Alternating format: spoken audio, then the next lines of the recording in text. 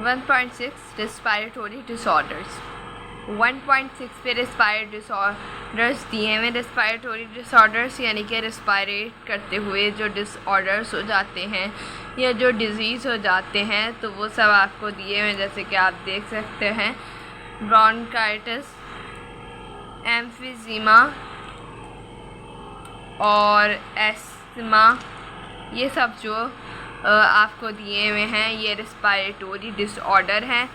जैसे कि आप देख सकते हैं ब्रोंकाइटिस जो है ये कैसे होता है। The inflammation of the air passageways is termed at bronchitis.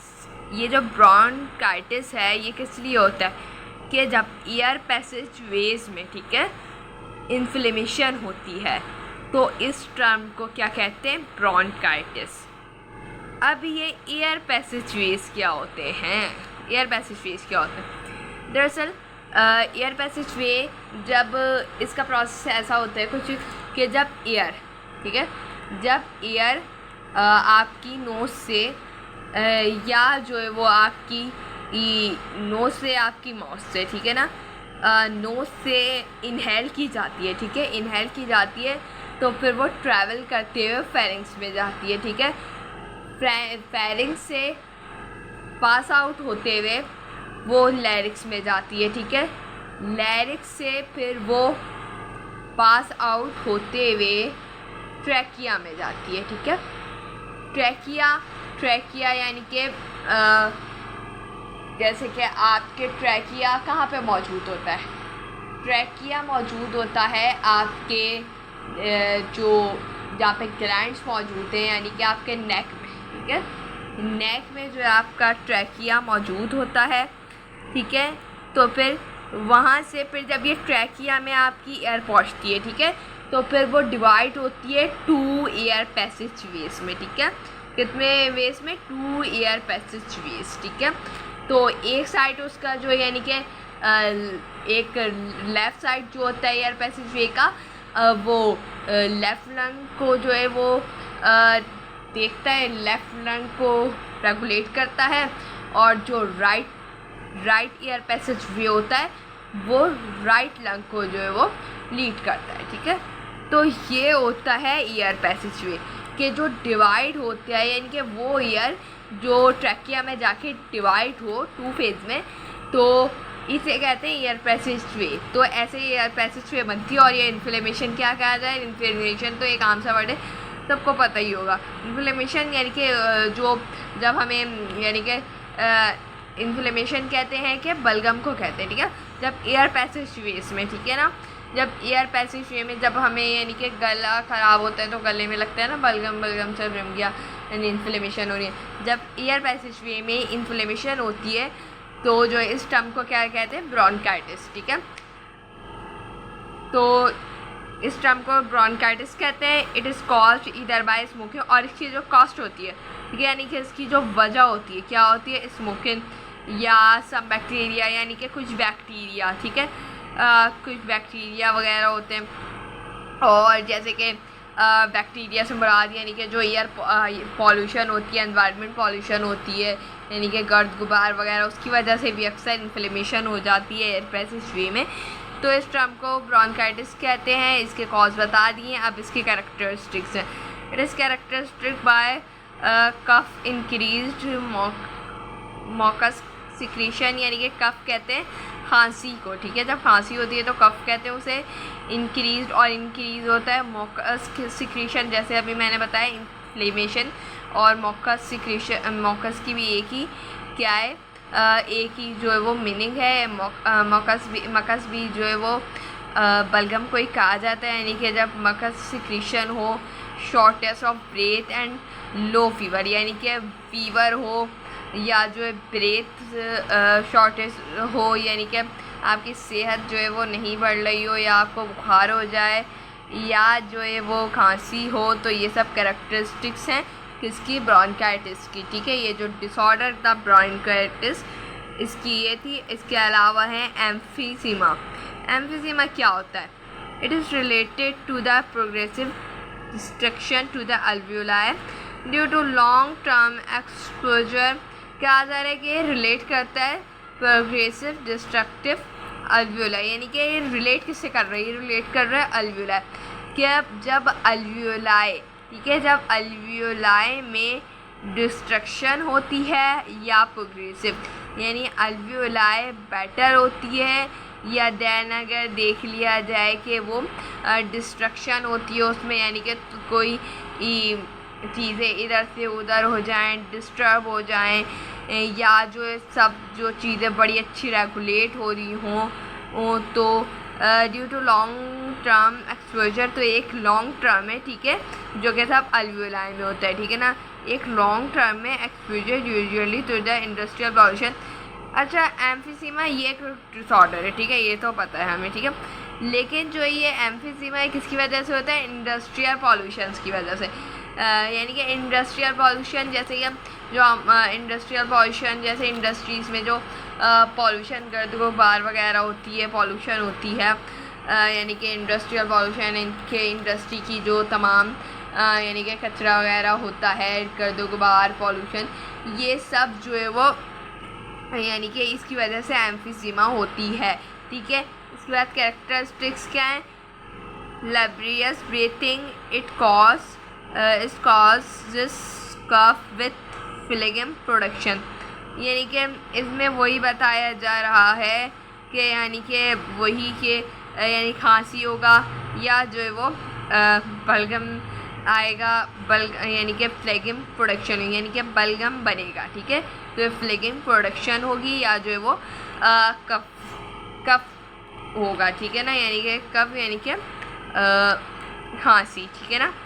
तो ये इसकी कॉजेज़ हैं और इसके अलावा कैरेक्टरिस्टिक्स बता दी हैं, ठीक है, और ये कैरेक्टरिस्टिक्स क्या बताई हैं, लेब्रियस ब्रीथिंग, यानी कि आपकी ब्रीथिंग पर जो है वो शिकार करता है, यानी कि ब्रीथिंग आपकी एम्फीजीमा में बड़ी मुश्किल से ली जाती है एम्फीजीमा के पेशेंट को, ठीक है। नेक्स्ट है नमोनिया, जो कि बड़ी आम सी जो है वो डिसऑर्डर है, आम सी जो डिजीज़ है नमोनिया कैसे होता है, it is an infection disease, ये एक इन्फेक्शन डिजीज़ है, कैसे कि usually cause by special bacteria, ये एक किसकी वजह से होता है, एक स्पेशल बैक्टीरिया होता है, ठीक है, वायरसेस और जो या जो कह लें फंजाई, ठीक है। In pneumonia the alveoli are infected. अच्छा, ये जो नमोनिया होता है इसमें जो अल्वियोलाई होता है, ठीक है, अल्वियोलाई यानी कि जो हमारे लंग्स में स्ट्रक्चर मौजूद होता है उसे कहते हैं अल्वियोलाई। अल्वियोलाई में यानी कि हमारे क्या होता है, इन्फेक्ट करता है, ठीक है, ये अल्वियोलाई को इन्फेक्ट करता है। ये जो जैसे मैंने आपको बताया एक बैक्टीरिया होता है, स्पेशल टाइप का बैक्टीरिया होता है, या वायरस होता है या फंजाई होता है, ठीक है। ये किसको अफेक्ट करता है, अल्वियोलाई को इफेक्ट करता है। सो दे मे बी, तो होता क्या है कि इससे जो है वो फ्लूइड में फिल होता है, ठीक है, फ्लूइड फिल होता है, और इसके अलावा होता है जब ब्रेकिंग बिकॉज डिफिकल्ट, और फिर जब ये इफ़ेक्ट कर लेते हैं अल्वियोलाई को, ठीक है, और फिर फ्लूइड भी फिल हो जाता है, तो फिर ये ब्रीथिंग जो होती है आपको, पहले तो आप एक नॉर्मल थे, ठीक है ना, किसी भी वायरस ने या बैक्टीरिया ने आपके अल्वियोलाई पे कोई इफेक्ट नहीं किया था, ठीक है, तो आप नॉर्मल ब्रीथिंग ले रहे थे, लेकिन जब अल्वियोलाई पे अफेक्ट होता है ये और फिर फ्लूइड जो है वो फ्लो होता है, तो क्या होता है कि जो है वो ब्रीथिंग जो है पहले से डिफ़िकल्ट हो जाती है, यानी कि ब्रीथिंग में फिर आपको मुश्किलात आती हैं, आप जो है सांस जो है आराम से नहीं ले पाते हैं। The patient suffers from fever, और फिर जो पेशेंट होता है वो बुखार का शिकार होता है, खांसी होती है, चलिए यानी कि सर्दी लगती है, चेस्ट पेन होता है, यानी कि सीने में दर्द होता है, ठीक है। ये सब नमूनिया की जो है वो कैरेक्टरिस्टिक्स हैं, कॉजेस हैं, और कॉज हैं जैसे कि मैंने बताया एक स्पेशल बैक्टीरिया, वायरस या फंजाई होता है जो अल्वियोलाई पे अटैक करता है, और उसके बाद फिर अल्वियोलाई पे अटैक करता है तो फिर उसमें जो है फ्लूइड फिल होता है, इसके साथ जो है वो फिर ब्रीथिंग में मुश्किलात आती हैं, और फिर पेशेंट को जो बीमारियों का शिकार होता है, पेशेंट क्या होता है कि suffers fever, cough, chill and chest pain, ये सब जो है वो डिजीज़ होती हैं। इसके अलावा है एस्थमा। एस्थमा क्या होता है? It is an inflammatory condition. ये भी एक इन्फ्लेमेटोरी कंडीशन होती है एयरवेज में। जैसे मैंने आपको फर्स्ट में जो हमारा था ब्रोंकाइटिस में बताया कि इन्फ्लेमेशन क्या होती है, एयर पैसेजवेज क्या होते हैं। ठीक है, ये तो इसमें बताएंगे ये भी वही कंडीशन है। It is an inflammatory condition of air passage, यानी कि ये भी इन्फ्लेमेटोरी कंडीशन है एयरवेज में। ठीक है, ऑफ लंग्स के मैंने बताया लंग्स के में होते हैं एयर पैसेज वे, यानी कि लंग को वो जो है लीड कर रहे होते हैं। ठीक है, it is characterised by shortness of breath. ठीक है, यानी कि हमें ये तो पता चल गया क्या वजह थी, इसकी कॉज क्या थी कि यानी कि एयर पैसेज एयरवेज में जो है वो इन्फ्लेमेटोरी कंडीशन होती है। ठीक है ना, और जो है वो कैरेक्टरिस्टिक क्या होती हैं इसकी कि शॉर्टेस्ट ब्रेथ, यानी कि ब्रेथ कम हो जाती है पहले से। चेस्ट पेन जो यानी कि चेस्ट पेन होता है, फीवर हो जाता है, विजनिंग साउंड होता है ड्यूरिंग एक्सपायरेशन एंड कफ, यानी कि एक्सपायरेशन के दौरान अक्सर जो है वो खांसी आना शुरू हो जाती है। ठीक है, यानी कि एक्सपायरेशन और इंस्पायरेशन का जो हमने प्रोसेस पढ़ा था, यानी कि इनहेल यानी कि ईयर इनहेल और फिर जो इनहेल ईयर और फिर ईयर को जो हम गिवन आउट कर रहे थे, तो जो प्रोसेस था उसमें ब्रीथिंग में, तो एक्सपायरेशन में जो वो कफ होती है। ठीक है, एक्सपायरेशन के दौरान जो है वो खांसी होती है। Asthma is actually an allergic response, यानी कि एक ये एलर्जिक रिस्पॉन्स देता है to pollens dust smoke fur feathers and number of other, यानी कि इसमें बताया जा रहा है कि डस्ट की वजह से, स्मोक की वजह से और ये फीदर फार, इन सब चीज़ों की वजह से क्या होता है कि जो है वो एलर्जिक रिस्पॉन्स होता है। और दूसरे भी बहुत से सब्सटेंसेस में बताया जा रहा है इट में ऑब्स्ट्रैक्ट द एयरवेज, इससे जो है ऑब्स्ट्रैक्ट होते हैं क्या, एयरवेज, यानी कि डिस्टर्ब होते हैं, making it difficult to breathe for its patient. और जब ये यानी कि डिस्टर्ब होते हैं तो फिर ये जो है वो पेशेंट के लिए यानी कि उनकी ब्रीथिंग यानी कि सांस लेने में दुश्वारी होती है। ठीक है, एस्थमा में ये सब बीमारियां हो जाती हैं। ठीक है, इसके अलावा आ गया लंग कैंसर।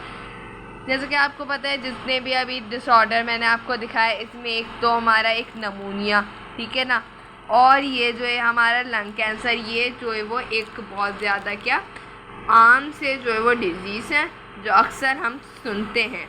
क्या है, lung cancer is usually associated with smoking. जैसे अभी पहले में जो है वो जो डिज़ीज़ पढ़े हमने, डिसऑर्डर पढ़े, उसमें जो है वो स्मोकिंग एक बहुत ज़्यादा आया वर्ड के स्मोकिंग की वजह से भी होता है। तो ये लंग कैंसर भी दरअसल स्मोकिंग की वजह से होता है। ठीक है, ड्यू टू इसलिए कि स्मोक और एयर पॉल्यूशन, स्मोक या एयर पॉल्यूशन जो है वो abnormal cells appear in lung, यानी कि एयर पॉल्यूशन, ठीक है, माहौल की गर्द गुबार, यानी कि ईयर में जो गर्द गुबार होती है या जो है वो आप कह लें कि स्मोक की वजह से जो सेल होते हैं वो एबनॉर्मल हो जाते हैं। ठीक है, लंग्स के अंदर, विच में स्प्रेड टू अदर टिश्यू, जो कि स्प्रेड करते हैं दूसरे टिश्यूज़ को। The major sign and symptoms, इसके जो मेजर साइंस और सिम्टम्स हैं कि are touch with blood shortage, के खांसी होने लग जाती है, साथ में ब्लड की कमी होती है, ब्रेथ जो है वो ब्रेथ की कमी होती है, ब्रेथ कम होने लगती है, रिपीटेड लंग इन्फेक्शन, यानी कि लंग्स में बार बार इन्फेक्शन होता है, वेट लूज होता है, बोन एच होती है, यानी कि बोन जो है वो बड़ी नरम और मुलायम सी हो जाती हैं, हार्ट सेंसेस, वीकनेस हो जाती है, यानी कमज़ोरी, फैटीगा है, और ये ETC यानी एक्सेट्रा, यानी कि ये सब जो है वो डिज़ीज़ हो जाया करते हैं। ये है लंग कैंसर। और जैसे कि आपको एक चार्ट दिख रहा होगा, मैं दिखा रही हूँ, तो ये जो लंग कैंसर मैंने आपको बताया, तो जैसे आप देख सकते हैं कि यहाँ पे लिखा हुआ है death link to air pollution, यानी कि जैसे कि आप देख रहे हैं कि ये यानी कि एयर पॉल्यूशन की वजह से जितनी भी डेथ होती हैं एक पूरे ईयर में, ये एक पूरे ईयर में वो ये चार्ट बना है। तो इसमें देखते हैं 7 million people the perpetually every year from air pollution booth. बहुत ये बारीक लिखा हुआ है, बहुत छोटा नज़र नहीं आ रहा है बिल्कुल भी।